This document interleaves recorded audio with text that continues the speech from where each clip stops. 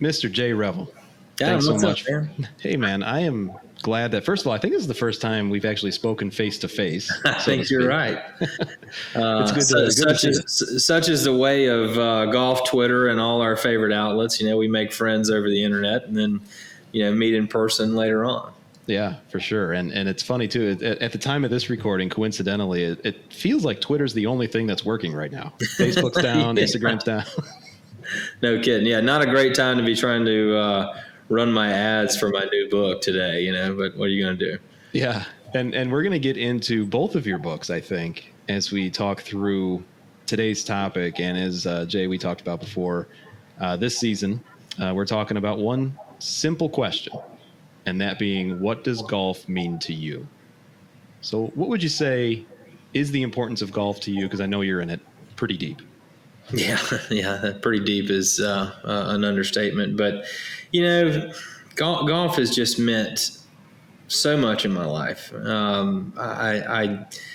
I almost said golf means everything to me. But if my wife heard that, she might, flinch a little bit, although she would probably could give you many stories that would point to that being true in a lot of ways.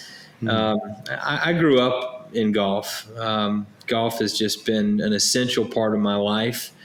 I've written before and told people that if you separated me from golf, I think I'd be pretty lost. I grew up in a little small town just north of Tallahassee, Florida, the last outpost in Florida before you reach the state of Georgia. It's called Havana, Havana, Florida. And we have a 9-hole golf course there where my grandfather was the head pro and sort of jack of all trades, club manager, it's a very small club. But it led to that town being a pretty golf-obsessed place. And our family, we were fortunate to live right off the 4th tee box at Havana National, as I called it. And, the golf course really raised me. I mean, I spent every waking minute that I could as a kid working on my game, playing with my brother and our neighbors, really from sun up to sundown. We both had our dogs with us all day, and summertime, those were just wonderful, wonderful memories. And the game just really shaped who I am. My uncle, my grandfather's son, mother's brother, his name is Ben Bates. Some golfers may have heard of him. He was on the big tour from about 98 was his first season through about 02. He had the dubious record of racking up the most all-time starts and cuts on the Korn Ferry Tour.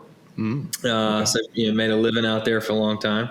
But we spent a lot of time too following him around the country and going and watching these events and just again soaking the game up. Golf really just again was so important to me as a child. And it's funny, I went to college. I went to Florida State. I kind of got burned out on playing the competitive junior circuit and all that stuff, and had some offers to play at some very small private schools. But I had basically a full ride scholarship to Florida State academically. Nice.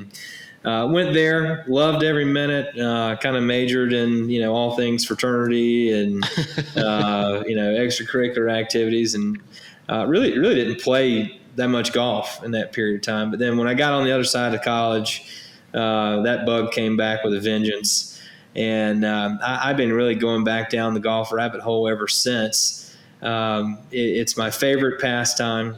It's my favorite way to spend time with friends and family, dogs, loved ones, and mostly myself. For me to be able to go out on a golf course is a fairly meditative experience. It gives me a way to both detach from reality and disconnect from a lot of the things that are maybe problematic in my day-to-day life, while also working through solutions for those things. I find more clarity of thought and out on the golf course than anywhere else. It makes me closer again to family and friends and myself and God and like I said, my dog.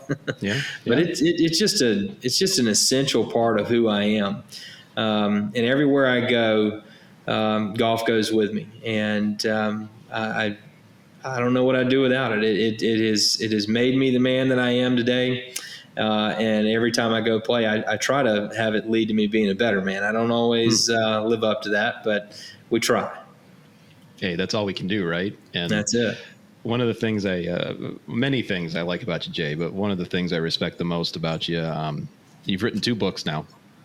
The first being The 9 Virtues of Golf. I've had the chance to read that one and loved every minute of it. Just you opining on some of the life lessons that you learned.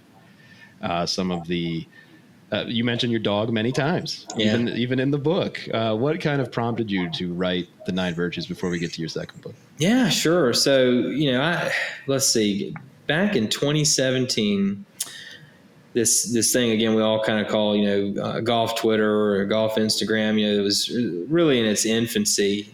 Mm-hmm. You started to see, maybe certain brands or pages, influencers that were doing some pretty neat things. And for me, it was really interesting because I always felt like, hey, again, I got my golf pals here in Tallahassee and they're all on sort of one wavelength when it comes to the game. And we have a lot of fun together and have we take great trips and play in a lot of local tournaments and in our club. We just have a ton of fun. But that's not always the group where I can go talk about the meditative side of golf or sure. Certain things about golf course architecture or I don't know. It's hard to explain, but what I found on the internet was that there were thousands of people who had many of the same interests that I did in golf that was maybe a little bit deeper than some of the surface level stuff that I get into with some of just the guys on the weekend, right? Sure. And that was pretty cool. I started to really go down that rabbit hole and exploring some brands. And again, when all of that was really just kind of getting started, it felt like you could kind of reach out and make these connections with people because you're like, hey, I saw your page. I really like this. Pretty cool. When did you go to this place? Oh, I was there, right. This month. And man, did you eat at this restaurant down the street, this place? So there was just all these connections that were happening really quickly. And you were seeing these follower accounts on some of these, different accounts really just go through the roof, and it was growing rapidly. And there started to be these meetups and hangouts and things like that. And you also would get turned on to certain places that you never would have heard about otherwise. And one of those places for me was Sweetens Cove Golf Club, which a lot of people, rave about now. But back then it was sort of this, rough and tumble startup that Rob and his team was, trying to really just make survive.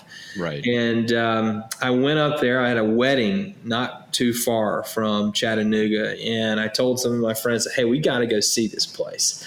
I've been hearing about it. People are raving about it. I got to go see it. I got to go see if the hype is real. Sure. And so we took a little trek up there the morning of that wedding, and I was blown away. I mean, from the minute I stepped foot in the gravel parking lot to walking in that little shed of a clubhouse, and then actually getting on the golf course, I was like, holy cow, man, this is nuts. And then it just occurred to me that, there's got to be a whole lot of other places that are going to blow my mind. I got to start spending some more time, trying to travel and get out and see the rest of the golfing world.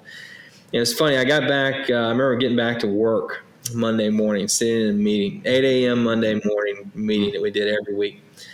And I was totally zoned out, daydreaming about Sweetens Cove and how in the hell I could get back up there. And by the time the meeting was there, I looked down and I had this just page worth of notes that I had almost, just scribbled in the meeting.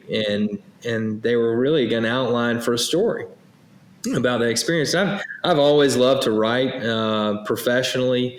I've got a marketing and communications firm here in Tallahassee, but through a few stops, mostly in sort of the local political world here, I've done a bunch of writing. I've written, op-eds for all kinds of different people, a lot of ghost writing, that kind of stuff.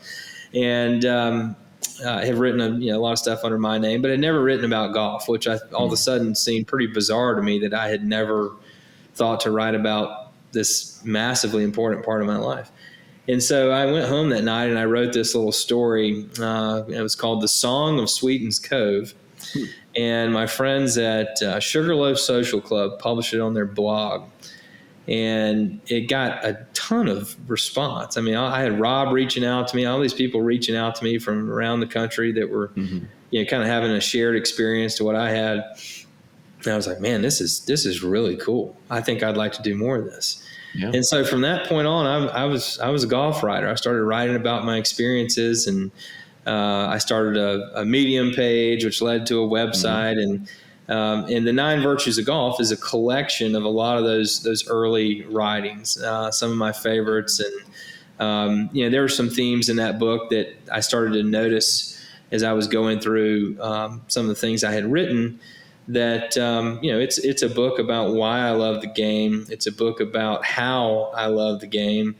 It's a book about places I've been, people I've seen, and really just that sort of vibe that was starting to grow within the game of golf on the internet. And it's just a lot of my musings and a collection of essays that formulate my thoughts about the game. And I never really had high expectations for it. I self-published it on Amazon. Yep. And it's sold quite a few copies. And that's good. It has made Congratulations. Yeah, thanks, man. I've made incredible connections. I've had people read it all around the world, which just blows my mind. And I've gotten some of the coolest notes from people, just telling me how much it has meant to them and how much it was a reflection of how they feel about the game. And that really led me to believe, okay, we're really on to something here. And if I can just stick with it, maybe we'll continue to find more and more of an audience. That's awesome. And I'm sure you will. You've already got an audience. And one of the things I really appreciated the most about your book, you just described how it tells the times on how and why you love the game, but also who you love the game with. Yeah. And in it, one of the best stories that I like the most is when you were describing your relationship with your brother, and just the opposites ends of the spectrum in many ways. But when you came onto the golf course, everything was right there, and you could just have that competition. I mean, I think that's so important. Yeah, I talked about in that piece. I appreciate it too. That's one of my favorites for a lot of personal reasons, as you can imagine. But sure. We tend to believe a lot of things differently. We act a lot different. He's got long flowing hair, lives out in Colorado. He's actually blowing in here in a couple of days for our member guest, nice. Which we're very excited about. And again, people will look at us and go, I can't believe those two guys are brothers, but we are. And but golf has always been a shared language. I think I called it in the piece a negotiating table between warring tribes, and it's just a place where we can be kind of honestly kids again and relate to each other again. And, we've had some rocky moments in our relationship. It's gotten a lot better in recent years. And a lot of that is owed to the fact that we started playing golf together again. And I have just always found, golf is just such a great bridge building exercise. Whether you're playing good together or playing bad together, you usually end up lowering your guard one way or the other. And sure. And that's really what we all have to do if we're going to have, encompassing relationships, you might say. So, I just, golf is very profound in that way to me. If you want to connect with someone, you go spend 4 hours in an environment like that together and put yourself up against, nature and the golf gods and your own inner demons, and you tend to figure out some ways you can get along and talk, so it's a good thing. It's a funny way that it can do that for anybody, no matter who you are. You just step on and you just play the game, and amid all the things you just mentioned too. Your second book coming up, Swing, Walk, Repeat, is available for pre-order. Is this a continuation of what you would call like a love affair with the game? Oh, I think so. I don't think there's any doubt about that. Oddly enough, so Swing, Walk, Repeat, the 9 Virtues of Golf came out in June of 2020. And it was sort of it kind of became a pandemic project. Like, I had it kind of all of it roughed out, but the project really accelerated once I was able to have some more free time. Yep. during the pandemic. And again, kind of oddly enough, in retrospect, it's crazy that I actually started what now is Swing, Walk, Repeat before I started the publishing process of the 9 Virtues of Golf. Back on January 1st, 2020, my wife and 2-year-old daughter at the time were out on the golf course, beautiful New Year's Day, cold, crispy North Florida day. Sun's going down. We were just having this beautiful evening out on the golf course, spending some time with each other, and our dog's running around. We're having a great time. And that night, my wife showed me a picture that she had taken of me hitting this shot with my daughter standing behind me, and she was holding, I think, one of her dolls or something like that. Mm-hmm. It was just a really cool photo. And I took it and I wrote this little, musing, couple hundred words about what days like that mean to me. Mm-hmm. And before I published it on my Instagram account, I went back and I said, golf story 1 of 365. Oh. And I was like, oh, okay, here's a New Year's resolution, right? Worth trying. And so I said, okay, well, this will be a fun writing prompt test. Let's see if you can publish some musing about golf and what it means to you for the next 365 days. And as we all know, 2020 got a little turned upside down a few months later. Right. And I maintained the daily routine for, probably 150 days or so. And then life really got turned upside down. I went through a career change. We had a pregnancy that we actually lost. We had some family things going on. It was just a real mess of a year, obviously. It was a mess of the year for everybody. But to my earlier point about golf being such an essential part of who I am, in that year it became even more important. And those little writing prompts became sort of almost like a therapy journal in some ways. And I ended up with, probably 250, 270 of those little musings. I pulled them together in January of this year. Mm-hmm. And again, a lot of those similar themes started to emerge. And what I realized is, man, I think I've written a pretty interesting golf devotional here. We ended up with 230 in the book. Mm-hmm. And I call them 230 love letters to the game of golf. They are all the evidence I've ever seen of why golf is something that both means the world to me and means the world to people all over the globe. There's a lot of universal truths in the game of golf. Mm-hmm. There are things that, again, you and I can hop on a couple of mics and talk about golf, even though we've never played it together, never been on the same course at the same time. Right. And probably have played all kinds of different, versions of it with different people. But that language is universal, and everybody understands it. Once you get to a certain place in your golfing life, too, you start to seek out other kindred spirits who see the game the same way you do. And so this book is a little bit of a manifesto. It's a little bit of a call to arms for golfers who maybe think the way we do. And most importantly, it's an opportunity, I think, for golfers to see themselves in these notes that I was putting down during one of the most tumultuous years of all time, certainly of all of our lives. My hope is that when people read it, they'll connect with it, and they'll be able to understand that, hey, no matter what you're going through, golf can be a real saving grace on so many fronts. And it's also just a wonderful way to have some fun and pass the time again with your family and friends and loved ones. It's been a real passion project, and I'm thrilled to have it coming out in the world here soon. Well, I'm thrilled to read it, and I will as soon as it's out. You have the one daughter.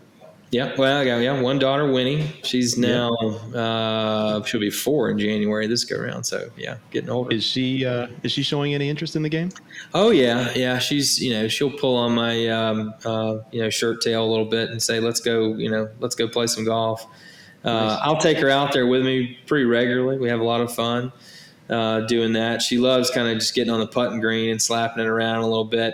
I think the funniest thing about it is what she probably loves the most is watching me hit balls. Yeah. We'll go and hit some balls or something, and she'll just kind of sit back. She likes bringing the ball over, placing me a new one, and telling me good shot every time. So it's nice to have, adoring fans like that. Nice. But she's got gallery.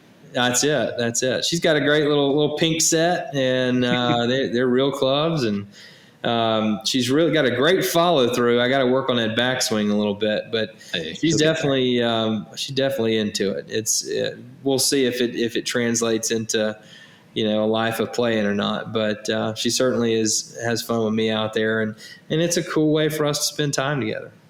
That's awesome, and obviously we all started playing the game at some point. Yeah. If you could name one or two things that you would hope your daughter picks up from the game, not just playing it, but what you love so much about it and you would hope that she'd be able to experience, what would you say that would be? I think it would be develop a curiosity about herself. I've learned more about who I am as a person walking solo on a golf course than probably anything else I do in the world. Mm-hmm. That quiet time, a lot of times in the evenings, maybe in the early mornings if you're lucky, when you just get to reflect on who you are, where you're going in the world, what your place is, and all this crazy mess. It just has been so meaningful for me. And, my hope would be, hey, if it's golf that allows her to do that, wonderful. I would be over the moon. But I hope she can find something that allows her to have that space and time to discover who she is, why she is the person she is, and really just find the things and people that she loves, because golf has been that for me in every way, shape, or form. And I think it's important that everybody has something like that, and hopefully she will. Yeah, I could see that too. And I totally get what you mean by learning about yourself, kind of doing that single round. Maybe for me, my favorite time to play is, dusk. Oh, yeah. To kind of catch the sunset and all that. And I've had some, as I've told my listeners many times, and I think you and I have even talked about before, some of my worst times I've been able to get over by just going and hitting the ball around for a little bit. No doubt. I mean, it really is, to me, a form of therapy. In many, many ways. You hear some, ladies and other people, I guess it can be more than ladies, but, you talk about, retail therapy, things like that. Right. Golf is like that for me. I mean, I told you I was over at my in-laws just before today, and had a little bit of a trying afternoon with our daughter. Everything was fine. She just was, having a moment. Sure. And, I slipped away. I had found this little driving range that, curiously enough, is owned by Bubba Watson in Pensacola. It's a quarter mile from my in-laws' house, and there's not a whole lot to it, but you can get a bucket of balls, big bucket for $10, and the grass is decent. And man, I got out there last night and banged balls for about 2 hours, and just it was just incredible. I mean, you talk about a mood changer, and helped me kind of refocus from the week ahead, and just all kinds of things I got going on. But I just find that time to be incredibly valuable in so many ways. Yeah, I do too. And I always joke with my non-golfing friends, like, you guys will never understand what it means to do exactly what you just described. Go to the range, a couple hours by yourself. It is therapeutic. It's the repetitive nature, I believe, and it's just great. It's a great way to spend a couple hours. Yeah, it really is. I read Golf in the Kingdom by Michael Murphy, I don't know, maybe 4 years ago, first time. And that book really had an impact on me. I think that it's an interesting dividing line against golf diehard. Some people think that's a bunch of hooey. Sure. Others like me think it's something that is based on a lot of real experiences that have moved an awful lot of people around the world. Mm-hmm.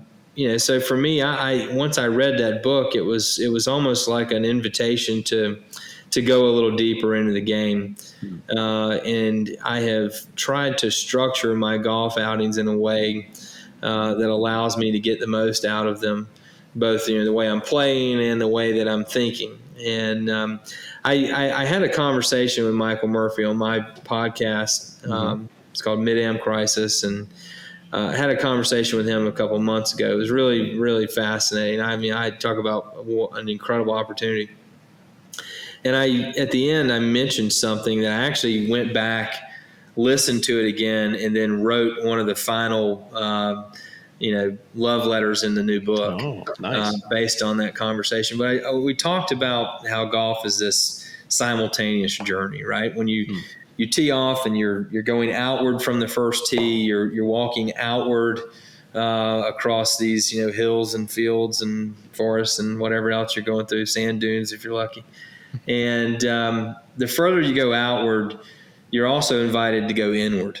And you're venturing out into the world with this stick and ball, and you're slapping around trying to make a score. But you're also venturing inward. You're trying to look in on yourself and see if you've got what it takes in that moment to hit a good shot. But you're also thinking a lot. You just have all this time, this quiet time to reflect on who you are and what you're doing. And I've had important relationship revelations, business revelations, creativity that just goes off the charts when you're in environments like that. And to me, it just, again, it's invaluable time. I gotten to the point now, I've been in business with my firm right at 1 year. And I pretty much block off every Friday afternoon to go play in our group. Of course, now, I got 2 kids and a bunch of clients and all kinds of other stuff. So it's tough, but it's just like some people block out going to the gym. They put it on the calendar and that's when they go. And that's how they, keep up with themselves. Well, for me, I've never been much of a gym rat, but I'm definitely a golf rat. And same. I try to schedule that time, and I try to keep it pretty sacred. I mean, unless I've got a real pressing situation going on with a client or a family, you can pretty much bet you're going to find me out there, and it does me a world of good. That's excellent. Absolutely excellent. And I'm excited to read that as well, as I said earlier. And listeners, you can go out to back9press.com and you can pre-order Swing, Walk, Repeat by today's guest, Jay Revell. Jay, I think it's pretty clear that you love the game, and I really appreciate you telling me what it means to you. Yeah, man, I appreciate you having me on, brother. It's like I said, I love talking golf. I love playing it. You put me in a place with some cold beer and some good golf talkers, and I'll sit there till the sun comes up or the apocalypse happens or whatever comes first. But I love it, and it's a ton of fun, and I think people are going to find a lot of that in this new book. That Jim Sitar, who is a wonderful new upstart golf publisher. His first book that he put out was with Jim Hartzell called The Secret Home of Golf, which is the authorized history of Sweetens Cove. So it's kind of interesting that his first book was about Sweetens Cove, and that's what really brought me into golf writing. And Jim and I have hit it off. I've enjoyed working with him on this book. It's a really cool looking book too. It's got some cool designs in it, and almost every page is an individual love letter to the game. And if you don't know the great talented golf artist Dave Baisden, Dave is a great friend of mine. I would highly encourage everybody to follow him. But Dave has actually illustrated some of the scenes from my year in golf throughout the book, which is really cool. And it's got a cool look and feel to it. And I can't wait for people to get it in hand. And I appreciate the opportunity to talk about it a little bit.